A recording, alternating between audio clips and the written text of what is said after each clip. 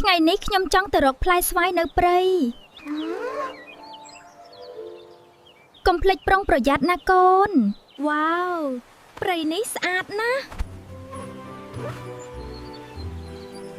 សូមស្វាគមន៍មិត្តតូចតើអ្នកកំពុងរកអ្វី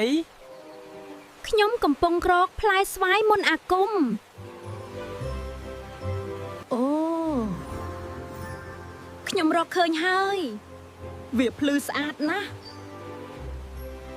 អូខ្យល់កំពុងខ្លាំងយើងត្រូវជួយគ្នា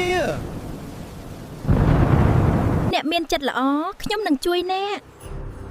អរគុណកូនបានត្រឡប់មកវិញហើយ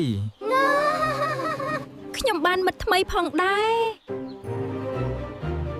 មិត្តភាពគឺសំខាន់បំផុតយើងនឹងជាមិត្តរហូត